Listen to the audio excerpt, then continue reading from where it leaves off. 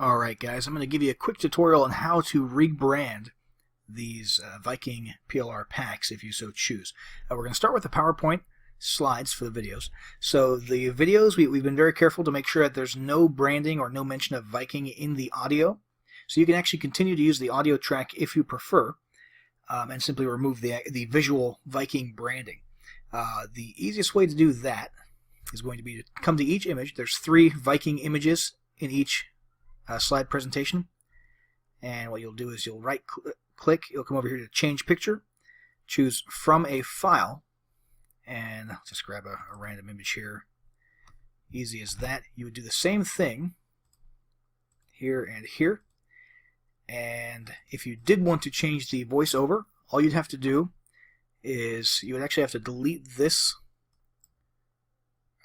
sound file here. You'd have to insert a new one, which would be here, audio on my PC, and you can grab any audio file that you choose. Once you do grab an audio file, you're going to want to set it to play in background, and all of these settings will default to their appropriate settings with the exception of one. You'll want to uncheck loop until stopped. Okay. Now, since there will be a difference between our audio and your audio in terms of the timing of the various bullet points and everything, you're going to want to rehearse timings if you change the audio. Same thing goes for if you add bullets or any other content to the slideshow. So what you'll want to do is come up here to slideshow, and you'll click rehearse timings, and this is basically what you'll do. You'll just click through as though you're going through an entire PowerPoint presentation.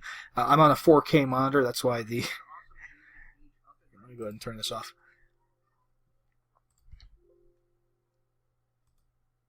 Yeah, sorry. So I was on a 4K monitor, so that's why it looked all zoomed in there. But basically, you would just proceed as though you were doing any other PowerPoint presentation, and clicking at the right times in synchronization with your audio. And once you've done that, at the end there, when it says, "Do you want to save the timings?" you hit yes. And from that point forward, when it renders a video, everything will be in sync. Okay, so we've covered how to change the images, remove all the Viking branding, how to change the audio. The last thing left to do in order to make these into a video would be to come over to File, and you're just going to come to Export, Create Video. Make sure this is set to use recorded timings and narrations. Those are the ones that you just set up.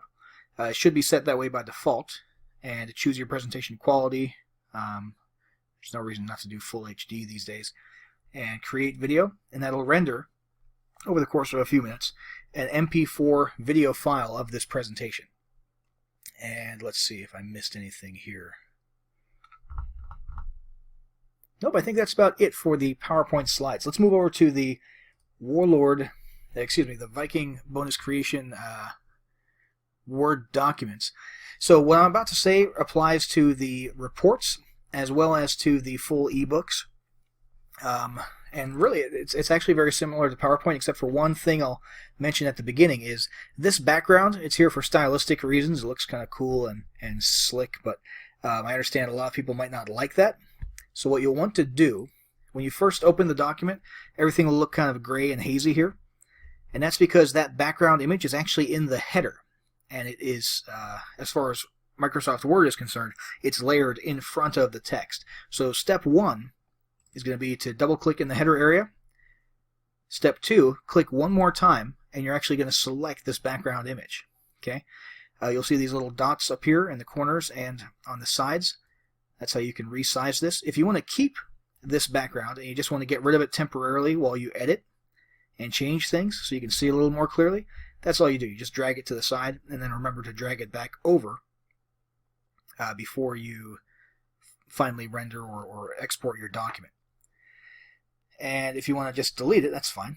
Just hit delete, and you get rid of that. If you want to switch to a white background, we'll just come over to Design up here, Page Color, change the page color to white, and what you'll see is that Microsoft Word, let me close out of the header mode actually. There we go. Microsoft Word, when you change the background to white, automatically changes the white text to black. Okay. Let's see here. Same rules apply here for changing the picture. Change picture from file. You can choose any picture that you'd like. You would want to go into the footer area. I'm going to go ahead and change the page color back to black. It's worth noting here that in the footer area it does not automatically change this text to black if you change the background to white, so you'll want to come in and manually do that. Just up here under home, and you can obviously change colors up here. And you're going to want to come in here, obviously remove the Viking branding from this, replace this image, and look for any other references. There shouldn't be any other references to Viking branding with the exception of down here inside of the reports where it actually recommends that your customers or your leads grab the ebook inside of each of the reports. But you can always just do Control F and look for the word Viking, see if there's any other Viking branding that we missed. We made sure not to include any in the actual body of the document in the case of the ebooks. And that is about it for the Word documents, guys.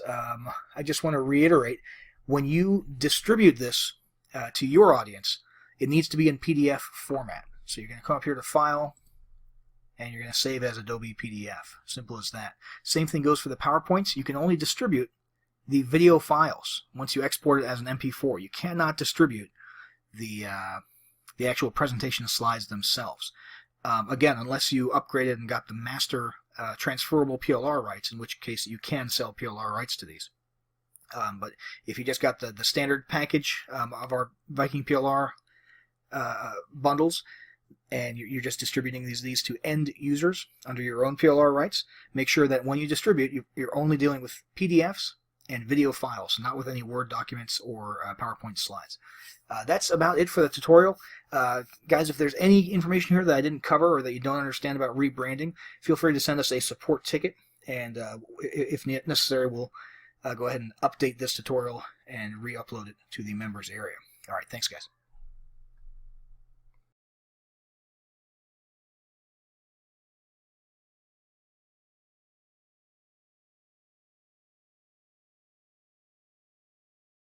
One could argue that there has truly never been anything like Facebook. The undeniable king of social networks took the web by storm several years ago and has since become a household name. Almost everyone has a Facebook account, and about 3/4 of all US adults check it regularly. There is simply no other platform so consistently and universally used all around the globe. For many businesses and organizations, their Facebook presence has replaced their actual website, at least in importance, because more people are likely to interact and receive updates there. Is there a blackout in your city or an emergency in your local area? There's a good chance that the power company or news agencies will be posting updates on Facebook more quickly and consistently than on their own websites. Why? Because that's where everybody is, and you need to be where your audience is. Facebook has done an excellent job of developing an environment where people stay inside the platform. Although links to the outside are easy to create, it's now just as easy and perhaps more beneficial to keep things inside Facebook. For example, until a couple years ago, most people who wanted to share videos did so by linking to a YouTube video. Today, however, Facebook has made it both quick and easy to upload videos within the platform, and has even made it the best option by allowing Facebook videos to autoplay as people are scrolling through their news feeds, making this option the most beneficial for people doing the sharing and the most pleasing for those doing the consuming. And that's just one example of the things Facebook has done over the last couple years to keep people and businesses inside the platform. The result? After years of this sort of structuring and positioning, Facebook users now actually feel more comfortable when they remain inside Facebook.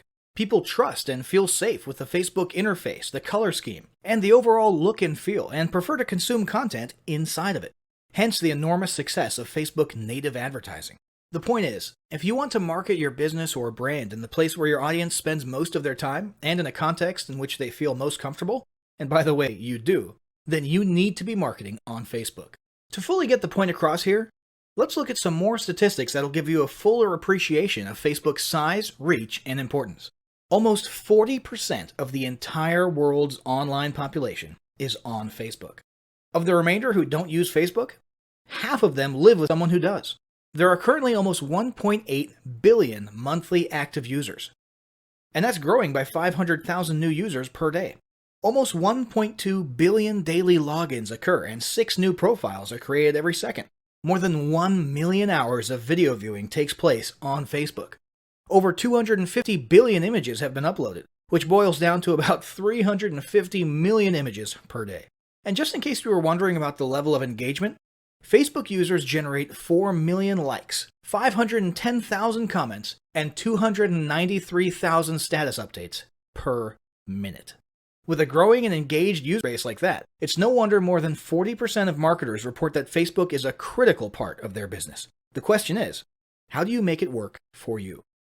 Now, a quick note on paid versus organic Facebook marketing.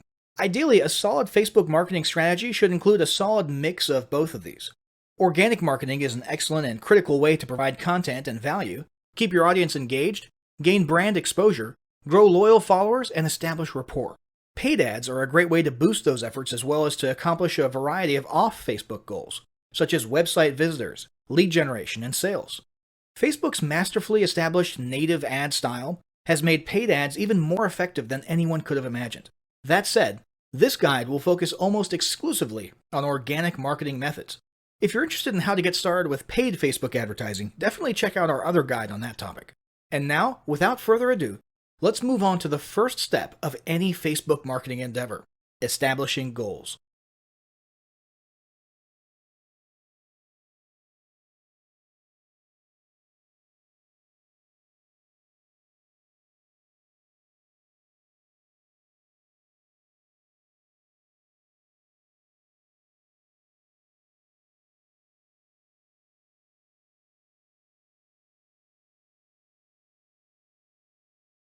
Establishing marketing goals is critical to the success of your Facebook marketing.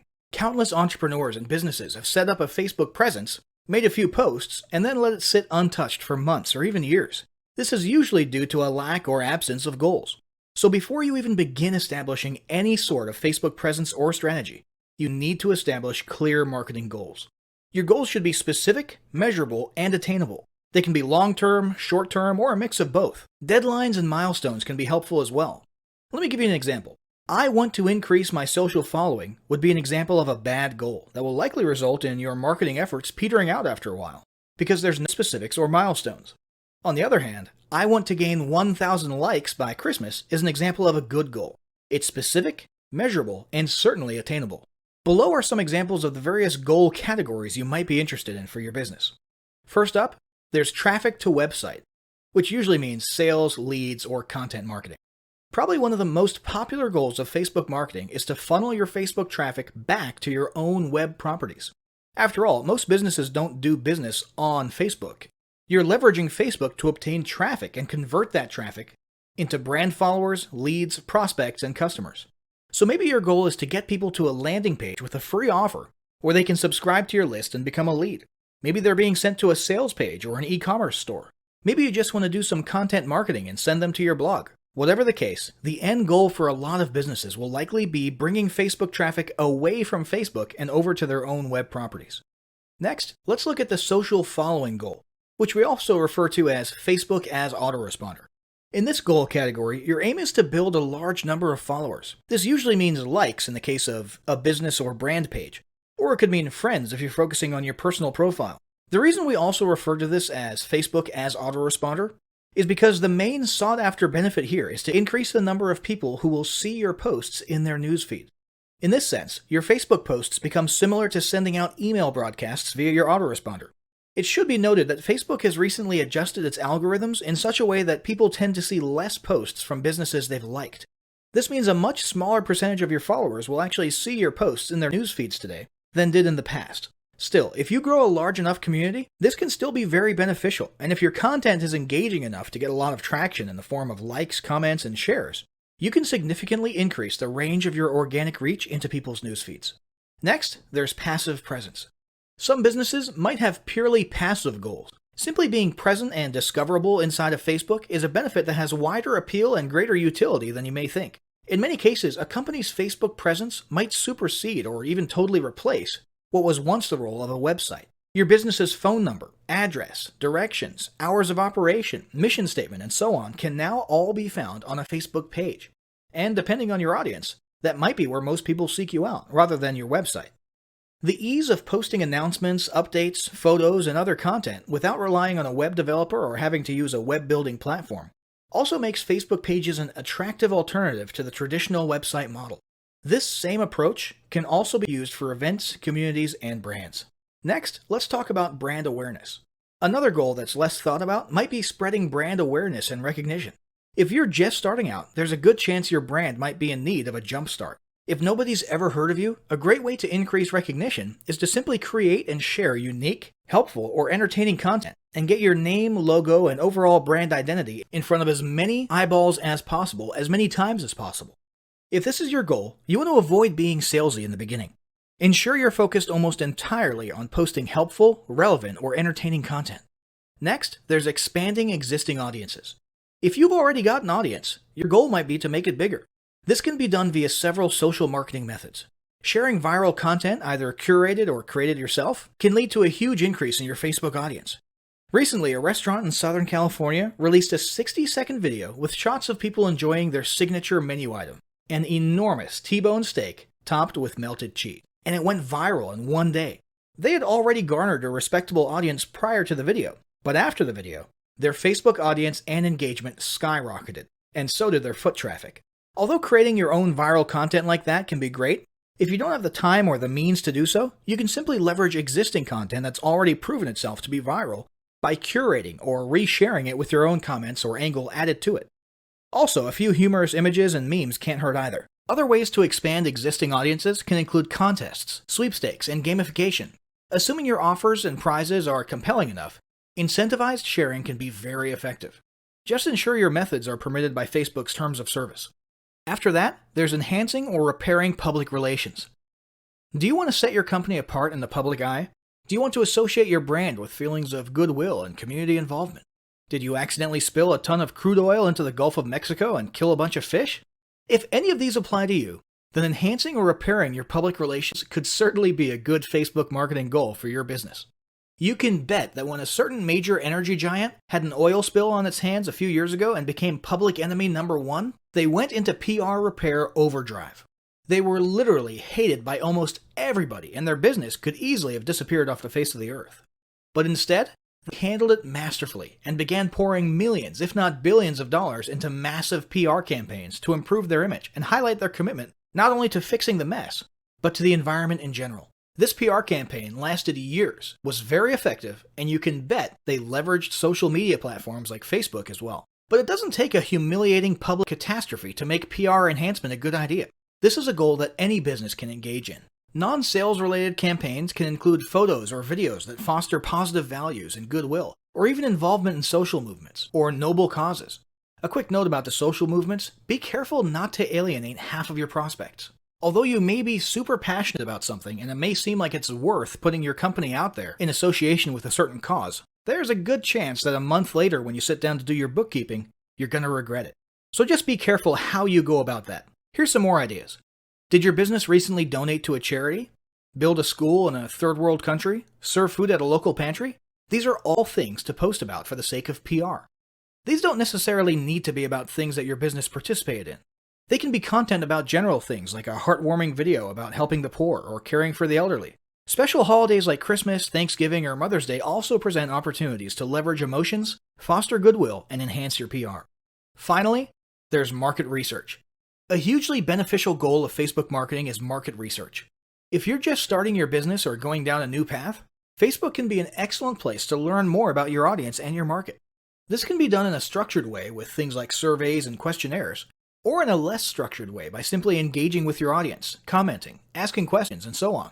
Also, lurking or conversing in Facebook groups related to your industry can teach you a ton about what your customers want and who they are. Beyond that, you can monitor your competitors' pages and groups to see what their customers like and what they're complaining about, so you can adjust your business accordingly. Creating your own group and engaging within it is another great way to get a constant stream of market data and audience data flowing into your business. Ultimately, your goal should be to come up with 1 or 2 ideal customer avatars that you can then base your marketing and product development on. All the goals you've learned about in this section require some sort of presence on Facebook. Your Facebook presence can take various forms, and that's what we'll discuss next.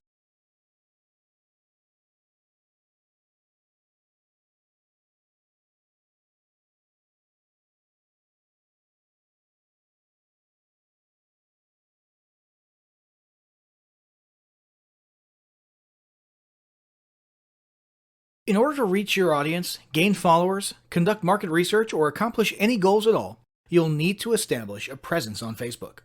What sort of presence you create will depend largely on what you hope to accomplish. But the most common first step is usually to create a page, often called fan pages. There are several types of pages to create. These include local business or place, company, organization, or institution, brand or product, artist, band, or public figure, entertainment, and cause or community. Pages are different from profiles for a few important reasons. Your profile is traditionally meant for connecting with friends and family and not for business. Your page, on the other hand, is geared towards raising brand awareness or promoting your business or cause. With pages, you can run paid advertisements, create special offers, analyze data and reports, gain likes and followers, and much more.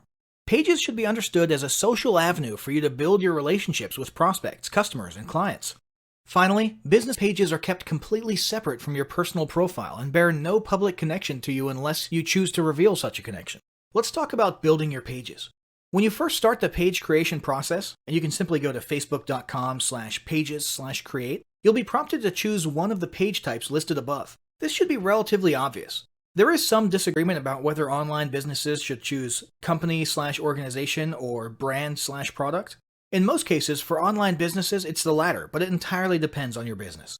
It won't make a huge difference in your page functionality though, so don't agonize over the decision too much. Once you've chosen a page type, you'll have a drop-down menu where you'll need to choose an industry or category. If you're unsure which category applies best, don't worry, you can change it later. Then you'll be asked to input a business or product name and hit submit.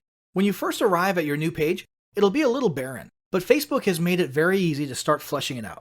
The first thing you'll want to do is write a short description of what your page is about. Facebook only allows 155 characters, so you'll want to not only get the main points in just a couple sentences, but you'll also want to make sure you include any critical keywords that you want to be found for when people do searches. Keep in mind, SEO is still important for Facebook, both for its internal search as well as your Facebook page ranking in search engines like Google. Consider using Google's keyword planner tool to determine the best exact keywords to use in your description. Speaking of being findable, you'll also want to assign a unique username to your page. What this does is create an easy-to-remember unique URL for your page, so you don't have a long, impersonal, alphanumeric URL. In the end, you should end up with something along the lines of facebook.com/yourbusinessname. But this will be subject to availability, and you may have to use something slightly different from your actual business name if it's already taken. For example, if facebook.com/Tom's Tomato Shack is already taken, you might have to stick a number 2 at the end of it, or settle for Tom's Tomatoes or something. Don't worry about this too much. It's not like you're choosing an important domain name or trademark. It's purely meant to make it slightly easier for you to put your page URL on a business card, or to make links for your page look more friendly. Next, you'll want to add your website. From the options on the right-hand side of your page, click Add a Website and enter your main website address, or depending on your goal, a specific landing page URL. After that, it's a good idea to add a second admin to your page. Even if you're the sole owner and employee of your business, you should still do it. This way, if your page or profile gets hacked, and that does happen, or if you get locked out of your profile for any reason at all, you'll at least have someone else who can try to access the page and do what needs to be done. This is a security precaution, so it doesn't matter who it is, and they don't literally need to ever be an actual admin. Heck, this could be your grandma if you want. After that, you'll want to like your own page, so you'll now be following it via your personal profile, and you'll want to make sure you turn on notifications. Now you'll want to start visually completing your page. First, you'll want to add a square profile image. This can be an image of you or your logo, or whatever you want people to see associated with your brand. In addition to being visible on your page, this will also be the avatar image that accompanies your comments and activity on Facebook when you're posting or commenting as your business. Once that's done, you'll want to add a horizontal cover image. If you don't have a horizontal image to use for your cover, you can either create one yourself via a tool like Canva, or you can pay someone on Fiverr to make it for you. Next, go to Edit Your Page Info to adjust your page details. Here you can add categories, descriptions, contact info, location, legal disclaimers, and so on. Then, go to See All Information and see if there's anything else you want to add, such as awards, privacy policy, and so on. Finally, you'll want to add a call to action button to the top of your page. This CTA button can be for booking services, contacting you, purchasing or shopping, downloading something, or even a generic Learn More. After choosing one of these categories, you'll have a choice of more specific CTA wordings to select from. Once your page is ready and looking the way you want it, you'll have an opportunity to start inviting friends to like the page or to start posting content to the page timeline. Now let's talk about another type of presence: groups. One option for establishing a presence on Facebook is to create a group. A Facebook group can be either public or private. These groups can be an excellent way to interact with your audience, share content, encourage them to interact with each other, and even start building a tribe mentality among your followers. Although groups can eventually take on a life of their own once you've got enough members in there, conversing, posting, and answering and asking questions, early on it'll be important for you to have a content posting routine to keep things fresh and moving. It may also be a good idea to appoint a moderator/admin to handle things on the inside. Be prepared. Groups can easily turn into a second customer support channel, and can also be a place where people think it's okay to dump their complaints or criticisms of your brand. Be sure to keep an eye on things in there. Try to foster a positive vibes environment, and have yourself or moderators on hand to delete or censor any comments that might harm your brand, and make it clear to members whether or not it's okay to handle customer service issues inside the group. And for the record, it's totally up to you, and in fact, handling customer service in groups publicly is becoming a bit of a trend lately. There's plenty of pros and cons to that, we're not going to get into it here. If you choose to make your group a no customer support zone, just ensure you get that message across kindly and gently, and use patience when reminding individual members about it. Remember, your whole tribe can see you here, and they will judge you on how you treat members. Let's talk about creating a group. To create a group, go to your Groups page and click the green Create Group button. You'll first need to name your group. This can be your business name or a spin-off of your business name. For example, if your group is centered around providing special training or advice on using a product, you might call it your product name plus the word masters, experts, or ninjas at the end of it. Each group needs to start out with at least one member. So you can either add several members right there from the beginning, or you can just add yourself for the time being and move on. The final selection is your group's privacy status: closed, public, or secret. Secret means it's not even searchable or discoverable. You can change this setting later, so don't worry about it too much right now. After you hit submit, you'll need to choose an icon for your group. Just pick whatever seems most relevant. Once your group is created, you can start fleshing it out by adding a cover photo and description. The same guidance for business page descriptions above applies here more or less. Keep it short, clear, and include important keywords. As for the cover photo, make it horizontal and consider using Canva to create your image or hiring someone on Fiverr to make a nice image. Finally, there's the personal profile. It's true that Facebook has terms that prohibit using your personal profile for explicit business purposes. However, that does not prevent you from leveraging your personal profile in exactly the way social profiles were meant to be used: networking. Make it clear what it is you do and what services you provide. Make yourself findable via search. Join relevant groups. Contribute to discussions. Introduce yourself and rub elbows as much as possible.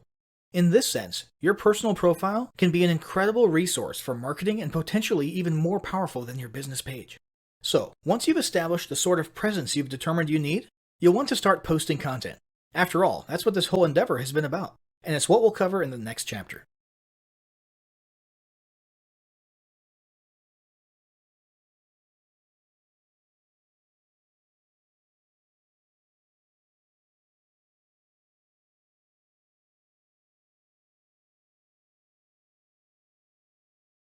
Now that you've got your presence established, it's time to start cranking out some quality organic marketing content. Let's look at some of the types of content you can create, curate, and leverage in your Facebook marketing. First, let's talk about basic posts. So much emphasis has been placed on visual media like photos, memes, and videos in recent years that many people have forgotten the power of good old-fashioned text. A basic textual post can accomplish a lot, and in fact, can actually stand out a lot in today's news feeds that are often filled with non-stop cliché viral images and videos. A standard textual post can be an excellent pattern interrupt in these cases. A textual post, whether it be from your personal profile, a business page, or a group, can be about anything you want. It might be a piece of content in and of itself, like an informative blog post. It could be a link back to some other content elsewhere, such as your blog or website or your YouTube channel. Other great ideas for content are questions, stories, and jokes. These can be great for boosting engagement and getting conversations started. A newer feature worth mentioning is the ability to make your textual posts appear as bold text on a large colored background. This is an awesome attention-grabbing feature that's definitely worth trying for short messages. There's only room for 2 or 3 sentences. Finally, a poll is a great way to boost engagement in your textual posts as well. Asking questions is already something that boosts engagement, and people love voting on things. So naturally, when you pair the two together, you're likely to get some great social traction. Here's a quick hint. For polls, always say something like, "Tell us why" in the comments below, so people can talk about their opinions and get some conversations and extra engagement going. Next up, there's image posts and memes. It's been almost a decade, and we're still seeing images of Boromir from Lord of the Rings looking at us in our news feeds and telling us about how one does not simply this or one does not simply that. Why? Because it gets people's attention, gets your point across, and usually still results in a few likes, shares, or comments. Whether it's Sean Bean as Boromir saying one does not simply run Facebook ads without using a tracking pixel, or the Dos Equis guy sipping on a beer and saying, I don't usually try to lose 5 pounds in 1 week, but when I do, I use high-intensity interval training. The fact is, memes work, in almost any niche. In fact, it's precisely their goofy and ironic application to unexpected niches that causes them to be so funny and get a rise out of people. So it's settled. If you can find a few minutes per week to make a funny meme for your niche, it's definitely worth your time. But it's not just about memes. Other types of images can be beneficial as well. If you're working an authority angle, try posting images of you on stage at events. If you're promoting a free report or a free digital offer, you can use an image of the e-cover itself or even a generic stock image that you can find on the cheap at Adobe Stock. Make sure the images are relevant to your offer and audience. So if you're targeting restaurant owners, a smiling business owner standing outside of their restaurant might work. If you're doing a weight loss product, a stock photo of a woman stretching or a man running might be the ticket. If you're selling physical products, use an image of the product itself or of a person using the product. And remember, these are organic posts, not paid ads. So you're not bound by some of Facebook's restrictions like the text-to-image space ratio, and so on. Although there still are some terms of service that apply to all content, so be sure you familiarize yourself with those. Next up, there's videos. The uncontested king of engaging content. This still hasn't changed. In fact, if anything, it's becoming even more of a norm than ever. If you're not using videos in your Facebook marketing, you're missing out big time. While it used to be common to use YouTube for hosting your videos and simply embed or link them on Facebook, in recent years, Facebook has started to beef up their own video hosting functionality. Today, Facebook is giving YouTube a run for its money, and many people are now beginning to lean towards Facebook as their primary video sharing venue. This is beneficial not only to Facebook, but also to marketers because Facebook has made its videos super engaging by making them autoplay with no sound while people are scrolling or swiping past them in their news feeds. This results in a ton of views and engagement. So, video content is a must. But what types of video content should you be incorporating into your marketing? There are several options. There's regular vlogs, talking head videos, selfie videos, screen capture videos, instructions, tutorials, tips and tricks, funny videos, motivational videos, animated explainer videos, short advertisement videos, inspirational videos, slideshow videos. The list goes on and on. Any way you're able to convey content or messages via videos is great. More recently, Facebook has introduced live streaming videos. You can literally host a live video feed or show and even invite others on for split-screen interviews and discussions from just about any device. All of these innovations in Facebook video sharing are helping to propel Facebook further into the video marketing spotlight, and it's not a trend you want to miss out on. Now let's talk about curated and repurposed content. Not all content needs to be created by you or your team from scratch. One very popular form of content marketing is content curation. This means finding existing content from someone else and simply resharing it yourself. This can be done simply by using the share button on Facebook to share other interesting or entertaining posts, and add your own comment or commentary. Another way to curate content is to manually republish it. This can mean copying excerpts from someone else's blog, a news article, or a book, and so on. Just ensure you always attribute it to the author. For example, here's some great tips from the folks at such and such blog. And try to always put your own comments at the beginning or end and ask your audience what their thoughts are. This is a mutually beneficial form of content marketing because you're spreading the exposure of the other entity's brand, which they'll appreciate, while also posting content with almost no work required on your part. Another option for quick content publishing is to repurpose your existing content. Do you have ebooks, reports, or guides of your own? Why not take a chapter from one of your ebooks, tweak it at the beginning and the end, and publish it on Facebook? Heck, you could turn an ebook or report into a whole series of Facebook posts covering a whole week. Have a blog on your website with interesting articles and posts? Why not post a teaser or excerpt from each blog post, old or new, and a link to the post in question? Same goes for videos, podcasts, interviews, and so on. If you've been online long enough, there's a good chance you'll be able to repurpose a lot of your old content into Facebook posts. Now let's talk about boosting content. Although this guide is about organic content and not paid ads, it's worth mentioning that you can pay to give your organic content a little kickstart and increase the reach and exposure of it. You can do this by choosing any organic post of yours and clicking the Boost Post button. This will open a new screen where you essentially turn your post into a paid ad for a limited amount of time. You can set a budget, choose an audience, and many of the other settings you'd usually apply to creating a paid ad. This will get your post in front of many eyes that otherwise would not have seen it in their news feeds. Be advised, when you use this method, your post technically becomes a Facebook ad and will then be subject to Facebook ad guidelines that most organic content is not subject to. So if you have an image in your Facebook post and the image is almost completely text or has a very large text to image ratio, there's a pretty good chance it's not going to be a good fit as a boosted post.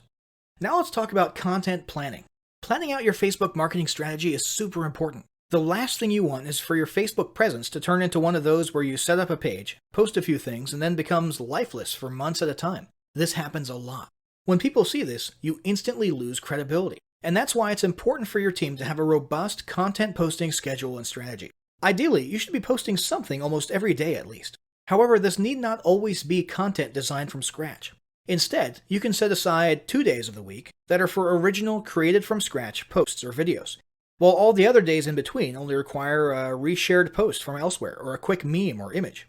Set aside another day of each week for a video post and maybe another day for a community poll. If you have a regularly updated blog or YouTube channel, you can also simply add a new step to your blog posting or YouTube uploading workflow, in which after each post or upload, a link to the new content should be shared and teased on Facebook. There are a number of ways to easily incorporate daily Facebook posting into your weekly routine. It would also be a good idea to establish a daily or at least weekly routine for you or a team member to go through all your posts and reply or interact with your audience if they commented or asked questions. Finally, let's talk about tools, services, and help. Maintaining a regular and active Facebook presence can be a little difficult if your business is already busy as it is. If it becomes too overwhelming, there are several options for lightening the load, or at least making it easier to manage. First off, there's tools like Hootsuite and OnlyWire that make social media posting, scheduling, and planning much easier. If you'd like to have your content created for you, there are a handful of paid third-party services out there that will literally create and post content for you on a daily basis. $99 Social would be one example of this. You'd simply fill out a profile of what type of content you want and what industry or niche you're in, and let them take care of the rest. Finally, it might be worth it to hire a new team member specifically to handle your social media marketing, or delegate the responsibility to an existing team member who has time available to do it. This individual would be in charge of posting, commenting, replying, moderating, and so on. So, Facebook marketing is clearly an incredibly valuable and arguably critical part of any online business today. As you've learned in this guide, it can be a lot easier to establish a Facebook marketing strategy and routine than you may have previously thought. But none of it will count for anything if you don't start applying what you've learned right away. To that end, start implementing the steps of the following battle plan today. Step 1. Establish your marketing goals. Step 2.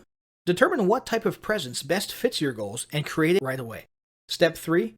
Draft up a plan with your team for daily content posting and delegate the responsibility to one person.